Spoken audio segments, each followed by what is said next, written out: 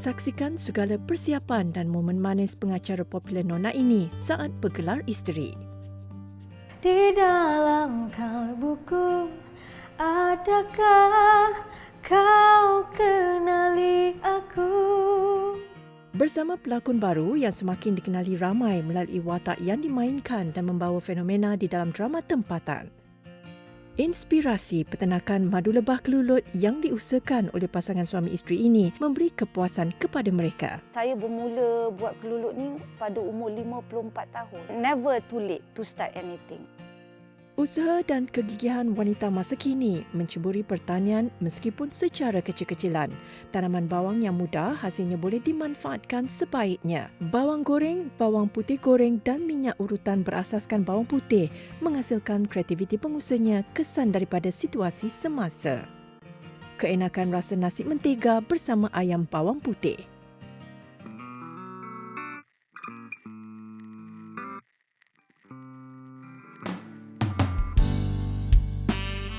Apa khabar semua penonton Siti Nona?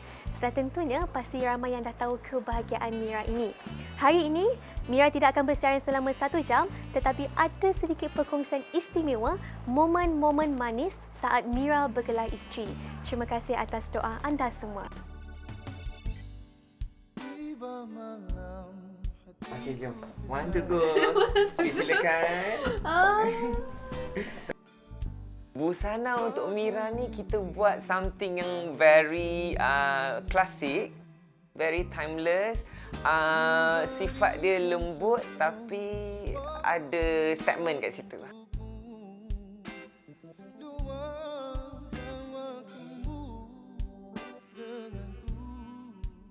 Anak kecil bermain sampan, malam tiba nyalakan pelita. Yang lelaki sangatlah tampan bersanding dengan Puteri Nanjilita. Itu lah macam wow Mira, dah nak kahwin, wow, panggil ni siapa? And dah bercinta ke? Kena sentiasa bagi sesuatu yang baru. Kita buat sendiri from scratch daripada kain yang kosong. Kita jahit manik dan create your own motif. Kena reflect her personality.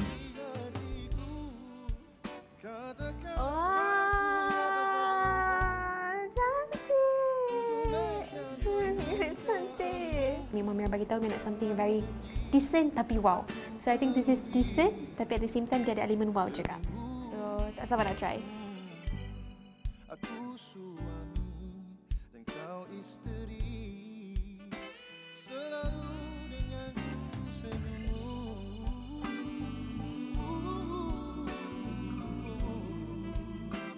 Selalu denganku senyummu. Majlis khatam ni memang satu budaya yang sangat baik sebagai satu simbolik untuk pengantin bahawa hidup ni perlu diteruskan dengan membudayakan Al-Quran di dalam rumah tangganya. فاختفت منه البدور مثل حسنك ما رأينا قط يا وجه السرور. Selamat pengantin baru Mira. Mudah-mudahan bahagia hingga ke syurga, insya-Allah.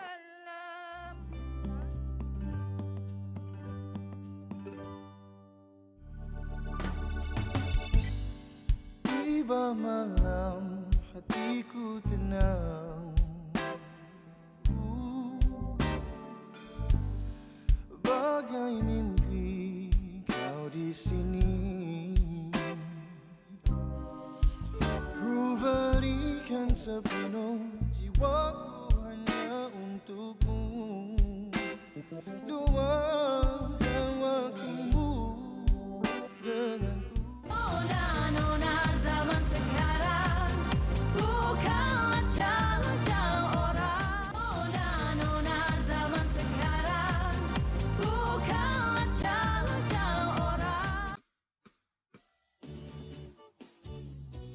Lapangan fashion terkini menyaksikan pengusaha butik banyak menguasai pasaran.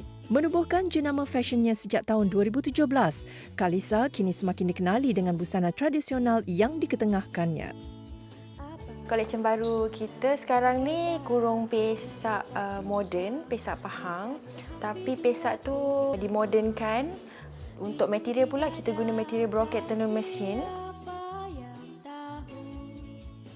Selain terkenal dengan penataan ringkas dan butiran yang minimalis, pemilihan warna yang bersesuaian juga penting supaya setiap rekaan yang dihasilkan kelihatan lebih menarik. Untuk yang baju-baju klasik, kita akan buat untuk colour yang lebih pekat lah, dark colour. Contoh macam dark chocolate, maroon, dark blue. Untuk casual, kita more ke colour-colour yang macam pastel.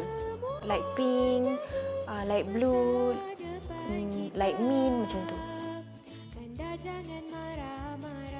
Berani bereksperimentasi dengan setiap koleksi yang dihasilkan. Ciri-ciri klasik masih dikekalkan agar adat warisi Melayu masih terjaga. Untuk baju yang ni, kita buat dia macam klasik retro style sebab bahu dia ada puffet untuk macam zaman dulu-dulu tu. Material pula kita guna brocade, tapi brocade yang full lining jadi tak gatal. Kalisa juga turut menawarkan rekaan baju casual sesuai buat mereka yang ingin bergaya santai dan rileks. Untuk bulan ni kita ada 8 design. 4 daripadanya design klasik, kebaya, kebarung, kurung pesak dengan kurung kedah. 4 lagi casual wear macam baju dan seluar, kaftan dengan dress. Mengusahakan butik bersama suami, mereka muda yang berusia 29 tahun ini akui setiap perniagaan mempunyai cabaran tersendiri. Cabaran dia sebab kami kira brand baru, jadi cabaran dia ditarik customer tu mengambil masa lah. Mereka yang sentiasa segar dengan idea dan rekaan baru ini harus peka dengan aliran fashion semasa agar mampu bersaing dengan jenama fashion tempatan yang lain. Harapan saya supaya brand kami lagi orang kenal, lagi ramai yang boleh terima design-design yang kami produce and makin ramai peminat Kalisa lah. Tidak mahu ketinggalan memberikan yang terbaik di dalam setiap rekaan fashion, Kalisa berharap koleksi yang dibawa dapat menyelahkan lagi keyakinan wanita. Duit pada Mia. Kau berdendam dengan dia. Kau nak hancurkan hidup menantu aku, Mak Leha, boleh tak jangan percaya cakap mak? Mak tu dengan siapa je Nurul nak kahwin, dia takkan restu. Di dalam kalbuku, adakah kau kenali aku?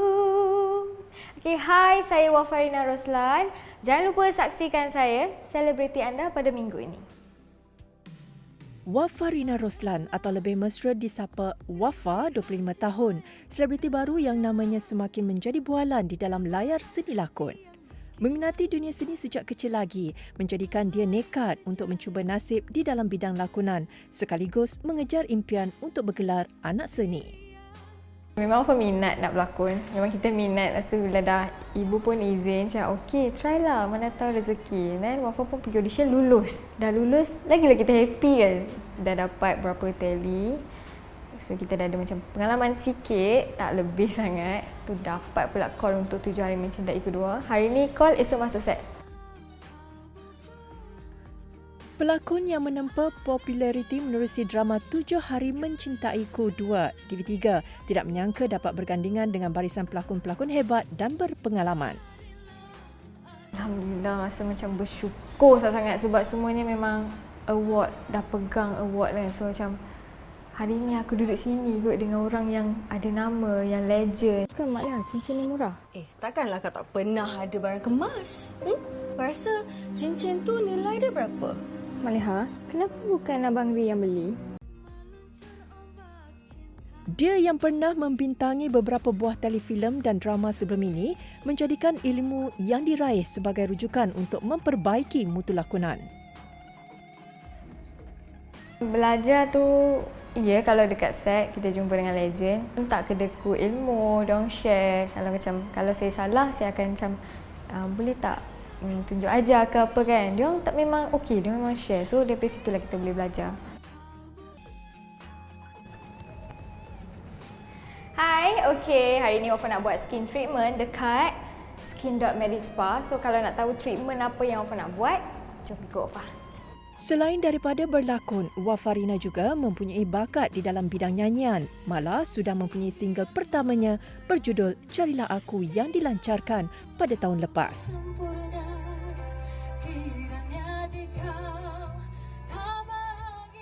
Sebenarnya dari kecil lagi menyanyi. And then baru je sign, barulah 2 tahun dah sign dengan music label. Sebagai pendatang baru, dia juga tidak lari daripada pelbagai pandangan dan persepsi negatif orang ramai. Wafa menganggap segala kritikan sebagai satu semangat untuk dia terus memberikan yang terbaik di dalam karier. Kalau bagi Wafa, Wafa ignore je. Kalau Wafa layan, kalau sebenarnya komen-komen tu nak kata tak baca tu tipulah kan, baca. Cuma sebab kita nak tahu apa kita punya salah kat situ, kurang kat mana kan. Tapi yang lebih-lebih tu memang tak baca lah sebab menyakitkan hati. Macam orang nak cakap benda yang tak betul kan, kita ignore je lah. Dan dia kata siapa dia tu tak penting. Yang penting dia ambil berat pasal aku. Tu je.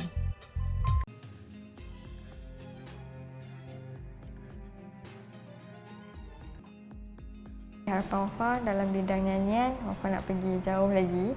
Dan impian Wafa tu nak nyanyi dekat luar negara sebab Wafa boleh cakap Cina, bahasa Cina, so Wafa boleh nyanyi lagu Cina. Dalam lakonan pun sama juga, nak pergi jauh lagi, kita nak asah lagi bakat ni. Kepada semua yang menonton dan ataupun yang peminat Wafa, Wafa nak ucapkan jutaan terima kasih banyak-banyak sebab keep support Wafa walaupun ada yang kecam, ada yang tak suka, ada yang marah. Tapi mungkin yang marah tu dia tanda sayang kan.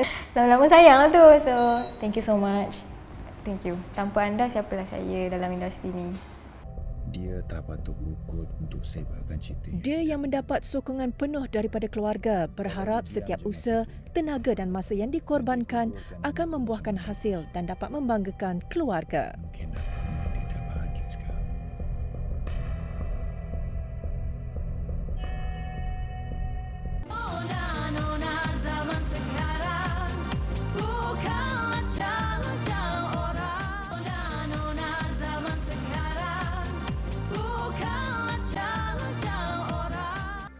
Setiap masakan kita, semua kena ada bawang. Daripada 5 guni sehari ke 10 ke 100 sekarang, kami berjaya menjual 1 kontena 1 minggu. Bawang goreng ni sebenarnya lebih daripada kondimen je. Saya cipta resepi tu berkali-kali. Sepanjang tempoh Perintah Kawalan Pergerakan PKP, pasti banyak idea dan kreativiti yang terhasil. Antaranya bercucuk tanam di sekeliling rumah dan memulakan perniagaan secara kecil-kecilan. Terdetik nak tanam bawang sebab setiap kali saya nak masak, so bila pergi kedai nak cari daun bawang, kadang-kadang daun bawang tak ada. So balik nak masak kan, macam mana nak masak daun bawang tak ada, dah masak sup kan. Lepas tu daripada situ saya kata apa kata saya tanam sendiri daun bawang. Itulah datang je idea dia.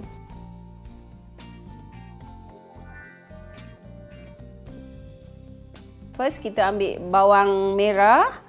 Bawang merah, lepas tu kita potong dia punya kepala dia dan kita masuk je bawang dalam tu. Dalam masa 10 hari macam tu dia akan keluar anak dia lah. Dia potong sikit saja dekat atas yang kan kita ada bawang, lepas tu dia macam ada kering yang ekor dia kat atas, potong yang tu bagi rata dan tanam. Kalau kita tak potong tu, dia ambil masa lambat sikit untuk nak tumbuh. Untuk memulakan tanaman ini, cucuk 3/4 bawang ke dalam tanah. Setelah daun bawang tumbuh 4 hingga 5 inci, barulah ditimbus bawang itu. Kulit bawang juga boleh digunakan sebagai medium untuk menghalau serangga yang boleh merosakkan tanaman. Kulit bawang tu dia punya ni untuk mengelakkan daripada bakteria macam semut kan suka serang bawang tu jadi putih-putih kan, lepas tu dia akan mati macam dia cendawan kan. So bila kita simbah dengan air bawang tu, so dia semut semua tak datang lah. Dia punya kulit bawang putih, bawang merah direndam dalam air tu 1 hari dan buat siram lah. Di dalam tempoh 7 hingga 10 hari, barulah daun bawang boleh dituai. Penanamannya mudah, ia boleh dipetik sahaja di kebun sendiri dan dijadikan pelengkap akhir setiap hidangan. Daun bawang yang saya tanam, saya gunakan untuk tabur atas mi goreng, nasi goreng, lagi buat sup ayam, apa-apa sajalah masakan kita tuang daun bawang dekat atas untuk steam ikan ke apa-apa. Semua orang dia mesti akan guna bawang setiap hari. Terutamanya untuk dalam masakan kan, setiap masakan kita semua kena ada bawang. Untuk orang yang baru nak cuba menanam, so kalau dia tanam tak jadi, so dia jangan give up lah. Teruskan cuba lagi sampai dia benda tu jadilah. Mencari kelainan tanaman bawang di rumah sendiri ini secara tidak langsung memberi manfaat yang boleh digunakan setiap hari. Belia yang prihatin dan terkesan dengan tempias pandemik COVID-19, mereka juga aktif di dalam mencari idea untuk menjana pendapatan. Antaranya Nur Fatin Najwa Abdullah yang menjadi pengimport bawang dan tanaman lain. Sebelum ni kami menetap di Melbourne, Australia. Lepas tu masa awal bulan Mac kami balik ke Malaysia untuk visit family. Tapi sebab lockdown kami stranded dekat sini. So kami hilang punca pendapatan sama seperti orang lain. So kami berfikir cara untuk menolong diri sendiri dan tolong orang lain. Dan alhamdulillah daripada 5 guni sehari ke 10 ke 100 dan alhamdulillah sekarang kami berjaya menjual 1 kontena 1 minggu. Berkat usaha bersama suami dan rakan-rakan, dia mampu menarik nafas lega dengan usahanya memperkenalkan jualan bawang king melalui laman media sosial. Dalam satu guni tu kalau satu rosak, dan kalau you biar, semua akan rosak terus. Kita kena make sure kita susun dengan cara yang betul supaya ventilation dia okey. Salah satu lagi cabaran ialah bawang ada tarikh luput. So kita kena pastikan kita dapat jual 1 kontena ni dengan secepat mungkin. Sebab kita tak nak klien kita dapat bawang yang tak fresh, dan kita tak nak kita ada ekstra bawang yang tak terjual. Mementingkan kualiti daripada kuantiti, Fatin berjaya mengekalkan kesegaran bawang yang diimport. Bawang-bawang tersebut kemudiannya akan dihantar ke gerai-gerai makanan yang berdekatan mengikut tempahan yang diterima. First kali kena pasang niat yang betul. Kalau you buat satu benda, suami saya selalu pesan kat saya, kita bukan nak tolong diri kita sendiri, kita kena make sure kita dapat tolong orang-orang lain. So, if you pasang niat yang betul, insya-Allah Allah akan buka rezeki untuk you, untuk keluarga-keluarga dan kawan-kawan you. Harapan saya adalah agar bisnes ni boleh terus mengembang, agar kami boleh membantu lagi ramai orang untuk menjana pendapatan dengan menggunakan platform yang Bawang King sediakan. Meskipun masih muda dan baru dalam sektor perniagaan ini, namun jika ada usaha dan keinginan, pasti akan berjaya. Buat Azura Izham, idea untuk menghasilkan bawang goreng mengikut resepi turun-temurun keluarga tercetus ketika di rumah, juga semasa musim PKP. For now, kita hanya jual 2 benda je. So, satu bawang goreng, 100% bawang roast. Tak ada tambahan bawang lain lah. So, kita guna bawang roast. Untuk garlic goreng pula, kita guna bawang putih lah. Okay, ketebalan, in terms of ketebalan, kita suka untuk bawang goreng, kita tak suka nipis sangat. Somehow dalam pasaran yang nipis sampai hancur kan. Kita suka yang ada tebal sikit supaya dia rasa lemak. Bawang akan dikupas terlebih dahulu dan dibasuh bersih. Proses mengupas bawang ini mengambil masa hampir 1 hari kerana ia dilakukan secara manual. Setelah dibasuh bersih, bawang akan dipotong dan ketebalan potongan bawang itu penting untuk memastikan bawang rangup dan tidak berminyak. Garam dan sedikit tepung beras akan dicampurkan untuk memastikan bawang goreng tidak bergumpal ketika digoreng. Waktu goreng memang api kena ada time panas, ada time you kena adjust turunkan sikit dan cepat angkat. Bila panas sangat dia akan cepat hangus. So kita ingat kita angkat lambat je sikit dia boleh hangus. Kalau kita angkat awal sangat dia akan buat dia tak cukup garing. Dan juga kalau api tak cukup panas dia akan meresap. Pernah kan rasa bawang goreng yang berasa minyak? Bawang kita so far alhamdulillah daripada feedback customer semua dia kata tak ada rasa minyak, tak ada rasa, dia rangup, dia rasa bawang, dia tak ada, dia punya bau pun bau sedap lah. Proses yang sama dilakukan untuk menghasilkan bawang putih goreng. Bawang putih akan direndam seketika dengan air bagi mudah dikupas dan dibasuh bersih. Kemudian ia akan dipotong halus menggunakan alatan khas untuk mendapatkan ketebalan yang konsisten. Bawang putih akan direndam terlebih dahulu bersama garam selama 30 minit dan sedia untuk digoreng. Kita orang tak add macam ada preservatives lain ke, perasa MSG lain ke sebab kita orang producekan produk ini untuk kegunaan semua. Even customer kita dari kecil yang kanak-kanak sampai orang tua pun boleh makan. Sebab benefit bawang ni banyak sebenarnya. Tapi ramai macam tak suka bawang kan. So somehow kita dapat produce ni, dia akan makan dengan nasi, dengan mi dan ada juga yang ratah macam tu je. And it's okay because tak banyak MSG kita semua tak letak. Untuk Union, projek Union ni harap dapat lagi dikenali ramai lah dan orang akan memang support kita dan akan beli lagi sebab kita pun sekarang sampai ship jugalah ke seluruh Malaysia. Selain enak dijadikan perencah tambahan pada makanan, bawang goreng ini juga boleh dijadikan snack atau kudapan harian.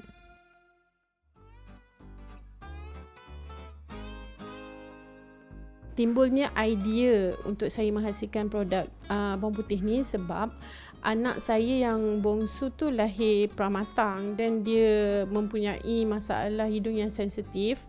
Lepas tu setiap malam dia akan macam hidung blok, dia tak boleh nak bernafas, sukar bernafas dan saya tak nak dia terus makan ubat. Dan saya cuba menggunakan bawang putih untuk rawatan alternatif lah. Proses untuk menghasilkan minyak berasaskan bawang putih ini tidak sukar. Sebagai langkah pertama, bawang putih hendaklah ditumbuk terlebih dahulu, kemudian dicampurkan dengan minyak zaitun dan minyak bunga matahari. Setelah beberapa minit, campuran tadi akan ditapis untuk mendapatkan minyaknya sahaja. Yang balm tu daripada minyak bawang putih tu kita terus proses untuk jadi balm. Just minyak bawang putih tu kita campurkan dengan beeswax, dengan lilin lebah. Ikut kuantiti lah. Dan dia akan jadi balm. Lilin lebah dan minyak bawang putih tadi akan dikacau sehingga larut sebelum dituangkan ke dalam bekas kecil. Lilin lebah yang digunakan bertujuan menjadikan minyak bawang putih itu lebih solid dan mudah digunakan. Khasiat minyak urutan berasaskan bawang putih ini dapat membantu memberikan kelegaan secara dalaman dan luaran. Berdepan dengan situasi masa kini secara tidak langsung membantu kita untuk lebih kreatif, berfikiran terbuka dan berani merebut peluang. Sektor pertanian secara kecil-kecilan seperti ini misalnya, bukan sahaja memberi kepuasan, malah merancang pendapatan untuk jangka masa panjang. Hidangan nasi antara yang wajib ada lebih-lebih lagi jika divariasikan dengan pelbagai masakan. Nasi putih bersama lauk pauk, nasi ayam, nasi kerabu dan nasi mentega bersama ayam bawang putih ini antara resepi kegemaran ramai. Hai, Assalamualaikum semua. Nama saya Yani. Hari ini saya nak kongsikan dengan anda semua satu resepi yang sangat mudah. Sangat mudah nak buat pada hujung minggu ini makan bersama anak-anak dan suami tercinta. So, bahan-bahannya yang kita perlukan adalah butter, bawang putih, bawang merah dengan halia, beras. Kita perlukan chicken stock. Kalau tak ada chicken stock, boleh pakai air rebusan ayam, garam, mixed herbs, oregano, black pepper dengan white pepper. Dan yang paling penting, anda perlukan ayam. Mari kita mulakan untuk memasak garlic butter rice. Mula-mula sekali kita perlukan pure butter. Panaskan kuali dan cairkan mentega. Tumiskan bawang merah, bawang putih dan halia yang telah dicincang halus sehingga berwarna keperang-perangan dan naik bau. Masukkan pula beras yang sudah dibersihkan dan kaul sebati. Ini sangat sesuai kalau dimakan beramai-ramai. Tak pedas, sangat sesuai untuk kanak-kanak. Sementara kita tunggu kita punya beras mesra dengan butter, kita perapkan ayam terlebih dahulu. Masukkan serbuk lada hitam, serbuk lada putih, sedikit herba oregano dan garam secukup rasa. Gaulkan sehingga sebati dan perapkan untuk seketika. Nasi kita dah sebati, ini proses yang terakhir. Kita masukkan beras yang dah dicampurkan dengan butter ke dalam bekas yang boleh dipakai dalam oven. Nasi ni kalau kita tak ada oven, boleh juga pakai rice cooker.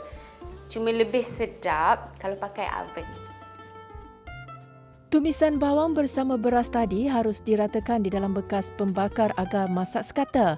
Kemudian masukkan air rebusan ayam mengikut sukatan beras.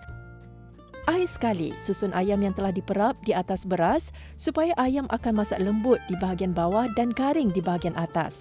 Bakar di dalam ketuhar pada suhu 250 darjah selama 45 minit. Tada! Dah siap. Senang jika nak buat. Saya harap anda lepas ni jangan lupa hidangkan pada saudara mara, kawan-kawan dan yang penting jangan lupa buatkan untuk family yang tercinta. So you guys, selamat mencuba semua. Resepi yang ringkas, mudah dan pasti menyelerakan. Hidangan nasi mentega ini sesuai disajikan ketika makan tengah hari ataupun pada waktu malam.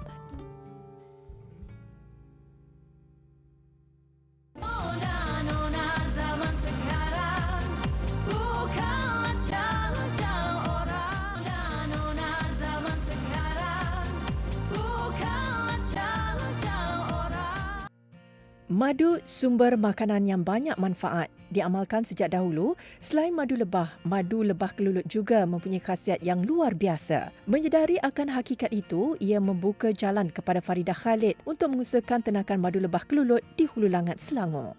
Sebelum ni saya tak tahu apa itu kelulut. Langsung tak tahu. Tapi lepas saya berhenti kerja tu, April 2016 tu, masa kita berehat tu, seronoklah macam public holiday. Tapi selepas 3 bulan tu, baru saya terkenang nak buat apa. Jadi bila saya tengok kelulut tu, minat tu secara perlahan dia datang. Perlahan-lahan. Jadi tiba-tiba saya cakap dengan suami saya nak buatlah bela kelulut. Bermula secara kecil-kecilan, dia tidak menyangka tenakan itu mampu memberikan hasil lumayan. Cekal dan sentiasa bersikap optimis. Perniagaan yang dicuburi ini sebenarnya mencabar kemampuan diri. Ibu kepada 9 orang cahaya mata ini membuktikan umur bukan penghalang memulakan sesebuah perniagaan. Semuanya nothing is new. Kemudian never too late to start anything. Sebab saya bermula buat kelulut ni pada umur 54 tahun. Saya nak tunjuk juga pada anak-anak saya yang ramai ni yang tua itu bukan halangan untuk kita buat sesuatu. Jadi masa halangan je, saya budak Petaling Jaya. Saya bersekolah di Petaling Jaya, dibesarkan di Petaling Jaya, di kawasan bandar. Saya tak tahu kawasan kampung. Mula-mula nak buat ni, saya pegang cangkul. Saya menyangkul semua ni daripada tanah tu. Saya menyangkul perlahan-lahan. Dengan air matanya keluar. Saya terjatuh sebab terlanggar tunggu-tunggu kayu. Saya pernah tergolek sampai ke bawah tu. Tapi zikirullah saya dengan kelulut ni banyak. Keseronokan Farida menternak madu kelulut disokong penuh oleh suaminya yang juga seorang bekas pesara di dalam sektor perbankan. Proses mendapatkan madu lebah kelulut lebih mudah berbanding lebah berbisa, malah tinggi kebaikan dan kurang risiko. Hasil ternakan madu ini akan diambil setiap bulan. Saya bermula dengan 30 sarang. Lepas tu saya rasa amat teruja sebab saya nak tengok perbandingan. Mula-mula saya beli spesies Itama saja. Lepas tu saya masukkan lagi 30 sarang dengan berbagai spesies. Dan sekarang saya ada dalam 100 lebih sarang, dekat 200 sarang. Setiap sarang madu yang telah cukup tempoh matang, hasil yang diperolehi boleh melebihi 200 liter pada satu-satu masa. Hasil dan kualiti rasa madu juga bergantung pada musim buah-buahan dan cuaca yang baik. Nak dapatkan madu yang matang, yang cukup dah dia punya enzim, vitamin dia, biar dia matang dalam propolis yang ada herba-herba. Propolis ni ialah getah-getah pokok yang kelulut ambil, pucuk-pucuk herba, sep-sep daripada kulit kayu herba dan akar-akar kayu herba yang dia ambil, dia cerna dengan air liur dia, dengan enzim dalam perut dia, dijadikan propolis iaitu kantung madu. Kemudian dia ambil, pekerja lebah akan pergi ambil nektar daripada pokok-pokok bunga, dimasukkan dalam kantung madu tu. Jadi dia akan biarkan dalam 40 hari untuk dapat khasiat herba-herba semua tu, baru dia tutup untuk biarkan jadi matang kat dalam kantung madu. baru kita dapat harvest. Jadi kami harvest dalam 40 hari lah selalunya nak dapatkan hasil yang terbaik. Kejayaan yang dikecapi adalah atas usaha bersama dan mereka sentiasa berkongsi ilmu serta pengalaman kepada golongan yang berminat mendalami sektor ini. Mengembangkan idea kreatif dalam mempelbagaikan makanan yang berasaskan madu lebah kelulut, Faridah mencipta resepi istimewa iaitu acar ikan masin madu kelulut. Kita mesti ingat, kita mesti selalu positif di atas setiap halangan yang mendatang. Ada hikmahnya. Kita kena sabar. Itu semua adalah blessing in disguise, kan? Tapi alhamdulillah, lepas tu setiap halangan yang datang tu kita mesti overcome. Dia tak ada, halangan ni kan sekejap saja. Macam orang kata apa? There's a rainbow. There's the rainbow at the end of the tunnel ke, ada silver lining ke. Kita kena fikir positif sentiasa. Sebab Tuhan pun dah cakap, macam mana aku ingin tingkatkan iman kau kalau aku tidak menduga engkau.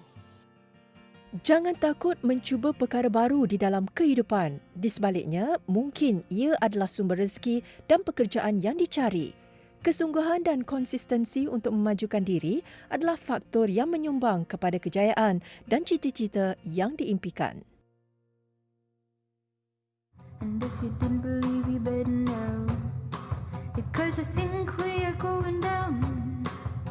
If I don't know, so hold on to you. Di sebalik senyuman ini. Aina Irdina Azni, gadis manis tinggi lampai ini begitu meminati bidang peragaan dan sentiasa memberi identiti berbeza setiap kali berada di pentas fashion yang diadakan. Hai, saya Irdina Azni. Saya gadis tanah anda minggu ini. Saya bekerja di Badan Kerajaan. Saya merupakan staf PKNS. So, sekarang ni saya bergiat aktif dalam bidang modeling. I ni orangnya ceria dan sangat mudah terhibur. So, bila orang buat lawak ke, I memang sangat terhibur lah. Macam tu. Macam mungkin ada gila-gila sikit lah I ni. Anak bongsu daripada 3 orang adik-beradik ini sentiasa mendapat sokongan keluarga di dalam apa jua lapangan kerjaya yang dilakukan. Gemar pada fashion dan sesuatu yang cantik, dia tidak pernah menolak peluang untuk mempelajari ilmu baru dan memperbaiki kelemahan diri. Saya amat minati bidang modeling. I pernah buat untuk Fiziwu Raya dan ada yang kempen-kempen untuk any brand lah yang lain. So my biggest achievement dengan brand Fiziwu, so perasaan tu memang I excited and sangat nervous lah kan sebab dia antara brand yang besar. Selain peragaan, Irdina juga pernah disunting untuk berlakon di dalam beberapa buah muzik video bersama artis tempatan. Okey, selain modeling, baru-baru ni I ada buat muzik video untuk Adira Suhaimi dan juga Panzi Ruji. Momen yang I dapat tu, I sangat nervous. Kan, first time kan kita buat muzik video dan I agak excited jugalah, happy macam tu.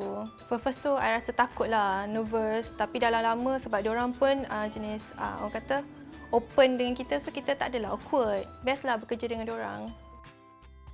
Gadis berperwatakan lemah lembut tetapi menggemari sukan lasak ini cukup aktif dalam pelbagai jenis sukan, terutama bola jaring.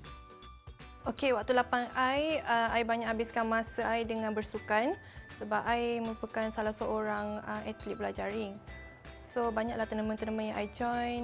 So, mostly yang I join tu ada placing lah. Daripada sekolah dulu, I pernah mewakili sampai negeri Selangor. So, sekarang ni I banyak join game-game open, tournament, macam tu lah. Okey, harapan saya kepada semua penonton-penonton Nona dan juga penggiat seni dapat menerima saya dalam industri seni ini. Pada usia yang masih muda, Irdina percaya banyak lagi peluang yang boleh diambil untuk terus meletakkan dirinya di pentas kejayaan.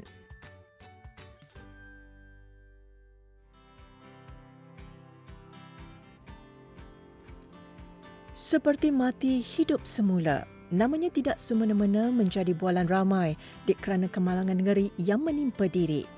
Seakan terbang daripada jejambat LRT Abdullah Hukum dan terpelanting terus jatuh ke bawah, hanya mati terlintas di fikirannya. Intan Nur Balkis Muhammad Fauzi, 21 tahun, hampir bertemu ajal berpunca daripada pemandu yang tidak bertanggungjawab.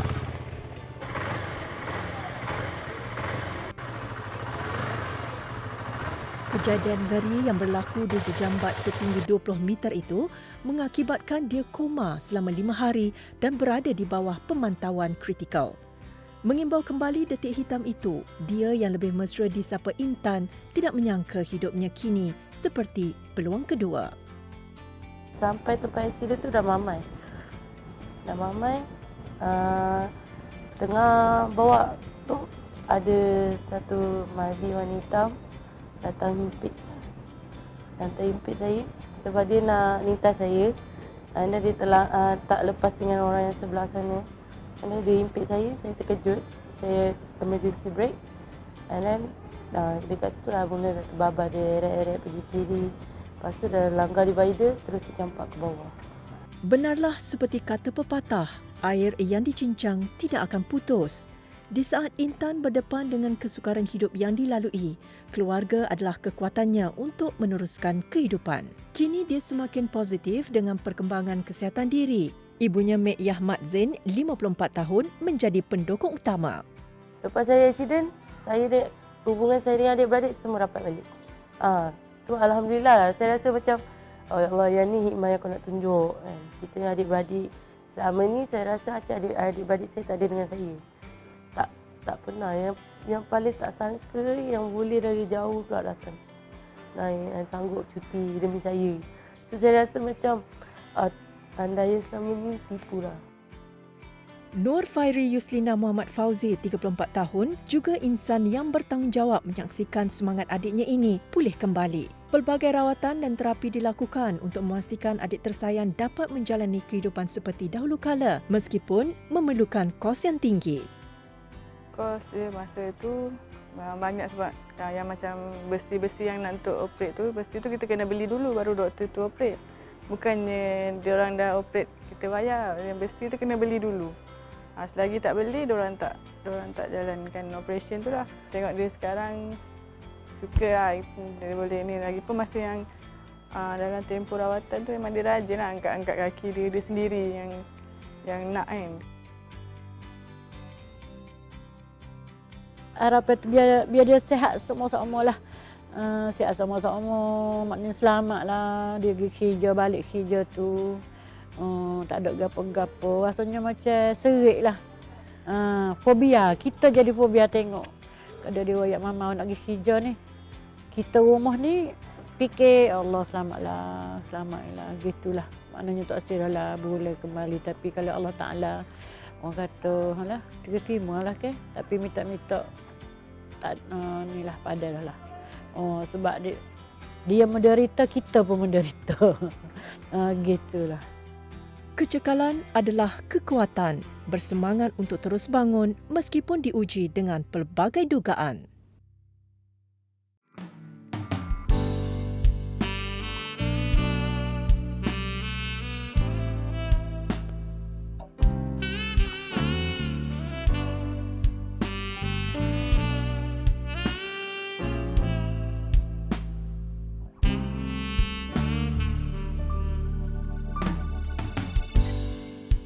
Tiba malam hatiku tenang. Aku terima nikah Nur Amirah Filzah binti Badiou Zaman dengan mas kahwinnya seutas gelang emas tunai. Al-Fatihah.